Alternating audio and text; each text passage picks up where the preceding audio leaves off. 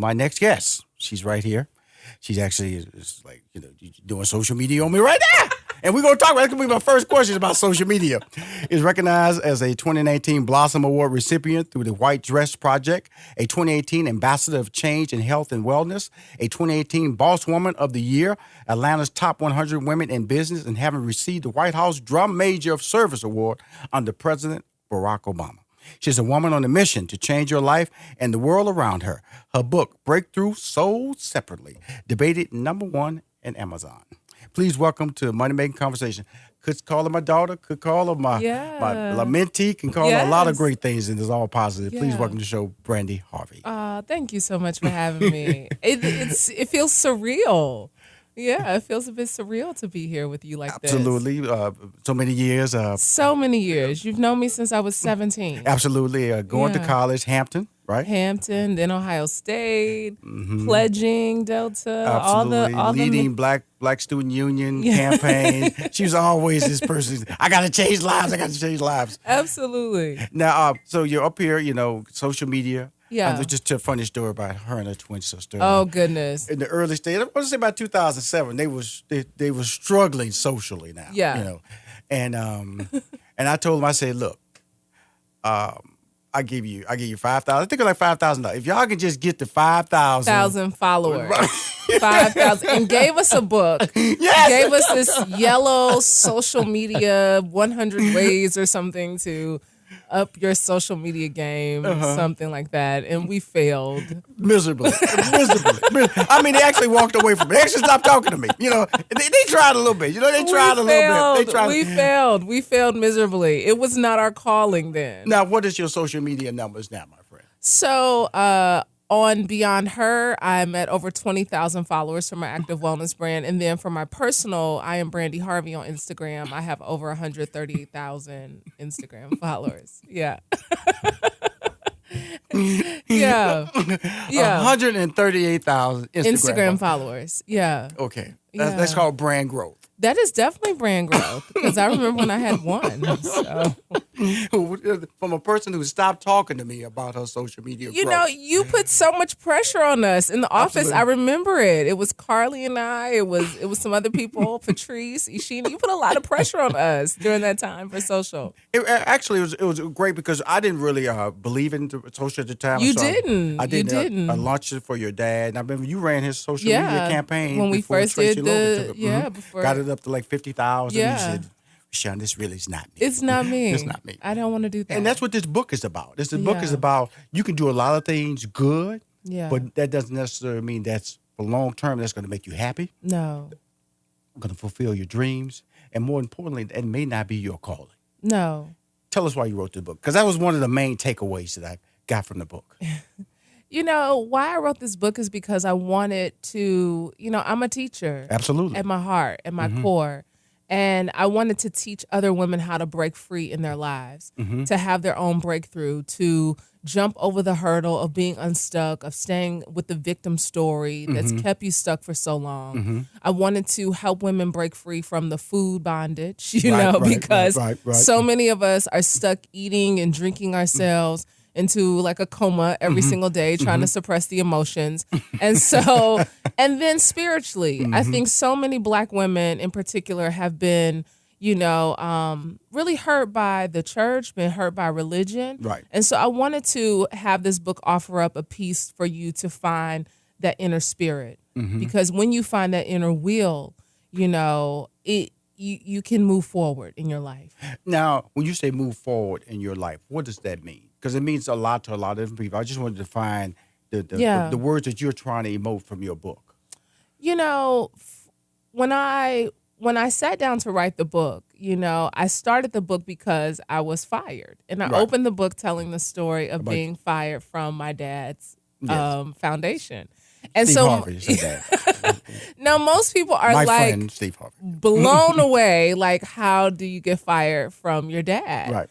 And I was fired, and I knew that I was not living up to my highest calling and potential. I knew that there was so much more that I wanted to do with my life and be of service to other people.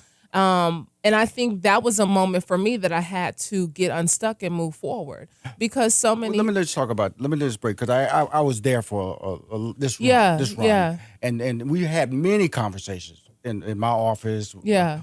Lunchtime. Yeah. Because you were really conflicted about divinity going in that direction. Going to theology school. Yeah. You really had to, and I was looking at going, I spirituality. would go, really, because I hear this conversation, and then also the whole prospect of running the foundation. We did the camps in Dallas, which eventually moved to Atlanta. Those are things you were just good at. That's what I'm just talking about. You were just talented. Yeah. It was a passion that you believed in. Yeah. But that wasn't your passion. No. And so I always felt that any advice I gave you really would have been confusing because of the fact that even though you spoke these words, you're very articulate, you're very prominent in your tone, that doesn't mean that's what you wanted to do. No. And so when I hear the fact that you were terminated as the executive director of the foundation, that doesn't shock me because we had these conversations. Right. And so all along, at certain times, I was saying, people who get fired are just waiting for you to do your job. And so all you do is just wait. But what we don't want to do is hear the words. Yeah, we don't. We don't want to hear the words. We don't. But way back when, you knew it was coming. You knew it was coming. You had all the signs were there. Yes. All the signs of this is not working. Frustration, the complaining.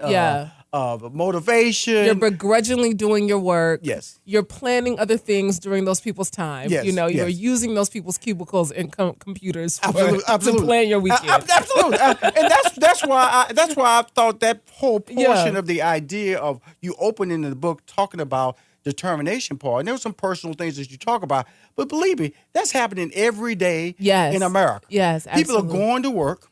Yeah. What you doing over there? Long breaks. Yeah. Tying up other employees' time with conversation that means nothing to moving the company forward.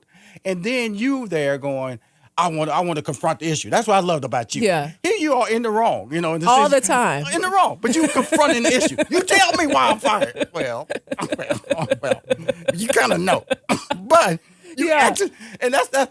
And so I found it humorous. Because I know people do this all the time. Yeah. But not like you. Yeah. But not like you. You want to hear the words come out. Yeah, and I think that's what so many of us do. We don't understand it. We've had the moment of closure. Right. But we need to, I need to hear it. I need to, give me what I'm looking for. No, the closure's already happened. Right. And so many times we miss out on the things that we're supposed to do with our lives. Right. Because we're waiting for someone to give us an answer to the why. Right. When we should just move on. But here's the funny part about it. When you eventually get the why, then it's more conversation. It's more conversation. It's more conversation. And so that's why I was fascinated, and I found your book, I feel, is a must-read. Thank you. I think it's a must-read because I see another version because I feel that when you do all these interviews, like interviews with me, you see how expansive it is as far as in the corporate world, in the small business world, because we're dealing with employees and we're dealing with poor decisions as we make as owners, as supervisors, as management, because of the fact that what you did personally is what every employee is doing in America. Yeah. They're in denial about them being the real problem. Yeah. In fact, you could have resolved everybody's problem if you just say, I resign. Absolutely. But you didn't want to do that. I didn't want to do that. And don't we want to hold on to things when they're no longer serving us, they no longer fit us, Right. They no longer are a part of our space, but Right. we want to hold on to them because we are afraid. Right. We're afraid to get out of the boat of mediocrity and walk on water. Okay, so how did the title come about? And I love the walk on water part. Yeah. Because the reason I like that because it feels impossible. Yeah. And that's part, from the Bible. Yeah, Jesus walked on water. it was definitely a spiritual undertone to it. Mm-hmm. I came up with it. I actually did this message back at a retreat in Arizona. I was speaking at a wellness retreat, and I was trying to, come like with what the message was going to be because I was a closing keynote, and it really You was the just headliner. I was headlining. Okay, just like your Sean, dad, come on. headliner. Okay. I am. I come from a line of headliners, and so I was trying to figure out what I was going to talk about, and it was so many things physically that were happening to me during that time, but I remember just coming out of meditation, and I was quiet, and I started thinking about like batteries being sold separately, right? Like when the words Christmas would be like for parents when Right. you buy the gift and then there's no batteries included. And so the toy's just sitting there. Right. But then I started thinking about like how people come to retreats and conferences. Right. And they come to retreats and conferences and they think that the breakthrough is going to be included. Right. That I pay for the ticket. I paid to get here, and now you're supposed to give me the breakthrough. The breakthrough is supposed to happen, but that's so separate. That's not included. And so, in order to get the breakthrough in your life, you're going to have to test your faith. Right. And the faith being tested, I did symbolize it to Jesus walking on water, but Jesus wasn't the only one that walked on water. Peter walked on water because he trusted enough to get out of the boat. He got the invitation, and he got out of the boat to walk on water. He faltered when his faith faltered, right? And so the faith, is really what I speak to in this book, is because in order to get through any mountain, walk on any water, you're going to your faith is going to have to be tested. And it's not tested when it's easy, right? Right. When it gets tested when you get fired. Right. It gets Right, tested right, when you don't have the money. It gets tested when you don't feel at your best. That's when the faith is tested. And so that's the opportunity for us. Well, not only is it tested, but you actually honestly look at yourself and Yeah. what you want to do. Yeah. Because in life, I look at so many people that I attempt to mentor. That's why I started Money Making Conversations. It's kind of it's a mentor process. There's so many people over years that I bring on the show. I didn't realize how much of an impact that I had on them just sitting around having these conversations like we've had many times. And Carly's had, who was one of my favorite people. And we want to talk about I know the next break I want to talk about the twin concept because of the fact that, this really is a book about you.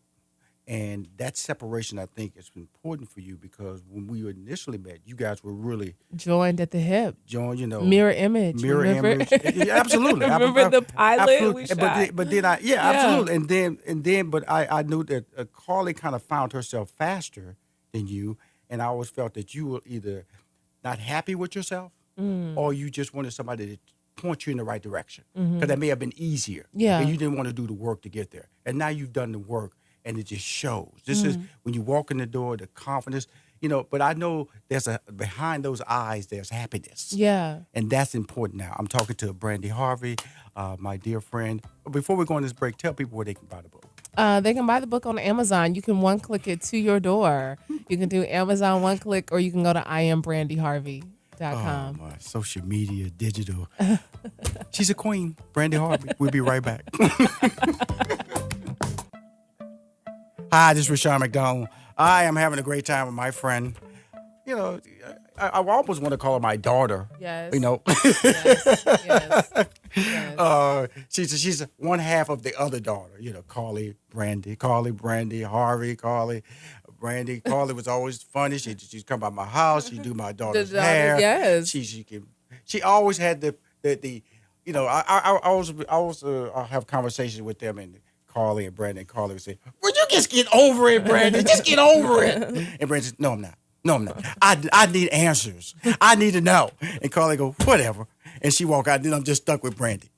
Stuck. Yeah, I'm just stuck in there with you because you want answers. I'm stuck with you. I'm stuck with you because you have to have answers. I do, but that's a part of my nature. I'm a seeker. I'm a teacher. I'm a learner. I'm a forever student. And so I'm in Earth School. And I'm going to tell you something about her is that the funny part about that amazing determination to get to the bottom of it. Yeah. Affects so many things in your life. It affects your relationships. It affects how people approach you. Even when I was reading the book, when that young lady came in and you ear hustled her and recommended her to go to at the spot at the vegan, I was getting a salad and smoothie. I hear you. Okay, just set the story up. Okay, and then I'm gonna just add this part to it. Tell everybody what I'm talking about. So in the book, I'm talking about I'm sitting at this local spot here in Atlanta, and I kind of overhear a girl on the phone. She's overweight. Yeah. I overhear her on the phone talking about, her weight loss and everything. So when she got off the phone, I was like, "Hey, how are you today?" And I kind of, inserted myself. I hear you have some weight issues. I inserted myself. I did. Hey, I hear some weight issues. I know some place that you can go to take care of your issues called Effect, right? Yes, Effect Fitness. Effect Yes, Fitness. yeah. And she said, well, she didn't explode. She was very accepting She was of the very conversation. nice. Yeah. But I wouldn't expect that because I know you know how to approach people. That's your Yeah, gift. yeah. Your gift is communication. That is. smile, It is that my smile will gift. kill anybody wanting to go, oh, you go, what's the problem? And but these are the stories that are in the book that you are starting to tell your story. Yeah. And so for all these years, when I talk about the 2007, when I saw you physically make the transformation to fitness, I'm telling you something. I remember when she came in the studio and I looked at Steve Harvey and I went, that's Brandi? He said, yeah, she's training for some fitness thing, but she scared me because she's losing so much weight.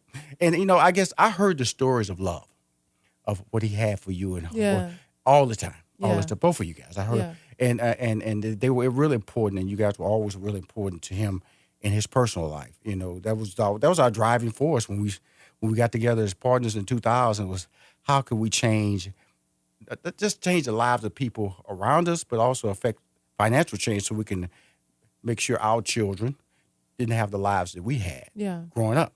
But in the process, we kind of miscommunicate that message because especially all children are different. That's why I love the fact that, you and Carly are different. Carly was accepting of the process. You needed answers for the process. And one of the dates that I talked earlier off air about, in 1981, October 9th, 1981 was an important date for me in my life because I was struggling with myself. I didn't know what I wanted to do, but I told myself, I made a commitment to God to say I was going to take advantage of all the talents that God had gave me, whether it was acting, writing, being an MC, a stand-up comic. I was going to put 100% effort into everything. I wasn't going to make any excuses. And then my life turned around. That's when I opened the Comedy Club in 1992, and then Steve Harvey played my Comedy Club, and then I wound up being a writer on his TV show, and the rest is history. And I've always worked 100%.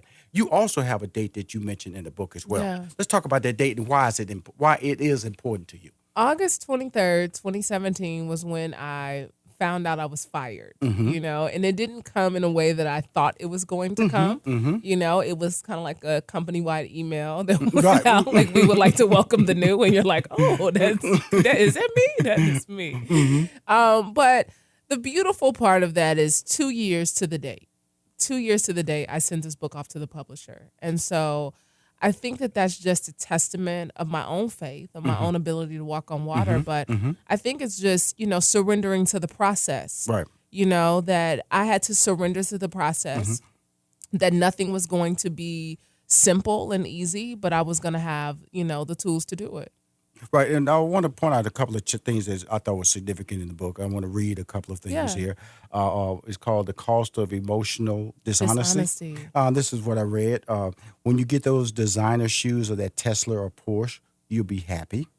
When you lose weight and fit those gold jeans that you set a goal for, they were too small when you bought them, you'll be happy. When you buy a house in the right zip code, you'll be happy. When you get with the right man, land the right job, or party harder than anybody else in the room, you'll be happy. This pursuit of false image of happiness. That's what you're saying. Why do you say that? I think because I was chasing those things. I was chasing the party. I was chasing the material success.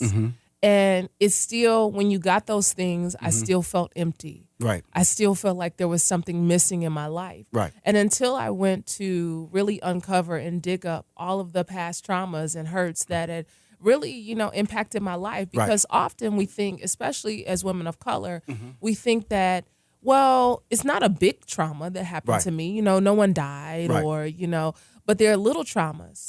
When you get abandoned by people and people walk out on you, or when you've been rejected, or when you've been told certain things in these stories, they deeply affect you. And then they cause you to make other decisions. And so I was showing up very emotionally dishonest in my life and my relationships. I was not setting boundaries. I was leaving myself very open and susceptible to the prey of men. Right. Now let's talk about, I'm talking to Brandi Harvey. Her book, Breakthrough, sold separately, #1, Amazon. Yeah. When it hit the stands. Therapy. Yeah. I guess that's a word that in the Black community or the community of color Yeah. is a word that's finally starting to become a word that's Okay. okay. It's okay. It's not tied to people who are somewhere got issues that Lost your mind. lost You their crazy. mind. Yeah. Straight jacket. Right. So, and that's something that you talk about in the book. Yeah. Let's discuss why do you think that is a fear or is it a weakness within the Black community when you start talking about therapy? I think we've been very religion has played such a major part in our lives, and it's people of color, spirituality is very, very keen in our experience. But sometimes we think that going to therapy lessens our relationship with God. Mm-hmm. We think that going to therapy is saying that we're not giving God power. Mm-hmm. We're giving man power. Mm-hmm. But I think what therapy does, it gives us an opportunity to tackle kind of go into all the beautiful things that God has provided for us as a source, as a resource. Mm-hmm. We get scared of it because we're afraid of what we might uncover when we get on that couch. Mm-hmm. We're afraid to face some of the things that we've been told to just get over. Right. And I was told for such a long time, just get over it. Absolutely. Just get over it. I mean, why you still just get over it? But if I knew how to get over it, I probably would have done it already. Absolutely. And I didn't have the tools to get over it. And so therapy, I love the fact that now we're really starting to engage in these conversations around mental health and our emotional health because I had to start showing up for myself. And I stopped listening to what the naysayers said and you don't need therapy and girl, just pray about it. Absolutely. Yeah, I was praying. Absolutely. I promise I was praying. I know. I saw you. I saw you. I was now, praying. See, that's the okay. Like I told you, this book is like you're gonna come back. You have 4 books in here. Okay, I know. You know that. Okay, the first book about you being fired is a corporate book. All should be written. It should be expanded because the fact you dealt with you oversaw people. You made the mistakes as a manager, a supervisor. All that should be written in here. Yeah. Now this book about what we just talked about right now, therapy. Yeah. That's a total different book as well. Yeah. Okay, which you know about, which we should be expanded on. Now the next book, Eating Right. Yeah. Woo. It's all connected. I say woo because she talks about got to have that fiber. Yeah. Eat your fruits and vegetables. Yes. Do it. That's what I'm saying. This book was so fascinating to me about because I'm a bad eater. And I know Rushion, I know this. I know this to be true. This is a true statement this man is making right now. Okay. And so I'm reading this book going, okay, he starts with dessert. He looks at the dessert menu first when you go out with him. What is a dessert? Oh, please stay high. This is not a good restaurant. And then you go into I guess the whole the religious aspect, your faith prospect, the spirituality of it. And you talk about women in church, especially Black women in church, how they should be perceived or are being perceived. It's still a male-dominated approach. Absolutely. I find it rather humorous because your mom told you. The story in the book where I was speaking at a church in Alabama. I was speaking at a church, and this was in the deep South, right. Of Alabama. I was on a Palm Sunday. So, of course, this is like, for people who are in the Christian faith, Palm Sunday is like that's like one of them Sundays. Right, you're absolutely. going to get your palms, you're going to make a cross out of it. It's going to be in your Bible for 3 years. So I knew that this was a big deal, but it was like the playoffs of church, right. I'm in the playoffs. And you was going to be in the pulpit. I was going to be in the pulpit. That was your vision. I had worked on this message for like 2 weeks. I was so ready. You were going to like soar through the steps. You were going to like float over those steps and be right behind that pulpit. I was going to be. And your mom told you what? And my mom said, I think you should understand that they probably won't allow you to speak in the pulpit because you're a woman. No, I'm Brandi Harvey. I said, no, I'm Brandi Harvey. I said, I definitely don't think that will be the case. So, and I get to church and they were like, yeah, we'll show you where you'll be speaking from the floor. And I spoke and I mean, literally my face dropped, because I had to pick my face up because my ego was crushed, all those things. But I delivered the message. But in that delivering the message, I was like, really? Like, I'm not worthy enough to stand up here with a message because I'm it was just so many things that, I think have really hurt us. But I think it's also, I don't look at this book as being a religious book. I think this book, it definitely is very much on the lines of discovering the power within you, that we all have this divine power within us to create the life that we want, you know? Well, more importantly, reason I have a fun time reading this book. I remember he knows I always read books in the day. Because just so they're fresh. Yeah. I walk in, they always say, "Yo, how you read the book so fast?" Well, first of all, I read it. You're giving me information that is very relatable, motivation that's driven towards pointing out things, because you're courageous, you know, especially when you talk about women in church and being able to confront that issue. You're courageous when you talk about honestly about your relationship with your dad, you and how you made mistakes and how you was pushing the envelope for information. You talk about therapy. You talk about relationships with different men that you've had in your life from the standpoint of what you felt. That brought that what value that was. You talk about weed, you talk about alcohol, all these different things. That's why I know that you've only given us a shell of change in our lives. So I just know that I want to thank you for this book, Brandi, because of the fact that, first of all, you got a portion of your story out. This is not the complete Brandi Harvey story. What it is a story that will help change people's lives. Absolutely. Because your articulation, you're just standing up here. Do you have a podcast? I don't have a podcast yet, but I do have a weekly newsletter that comes out every Tuesday. I need a podcast. You need to be talking to somebody every week. Brandi Harvey, believe me, I will be talking to some people for you. Oh, look at! I'm at the right person. Yeah, look, you know, I'm gonna have you manage me. What the heck? I'm just let you know I'm so impressed with you. Thank you for coming on Money Making Conversations. And, that means so much to me. You will have a podcast. It means so much to me from Thank you. I appreciate you. Thank you, Brandi. Thank you.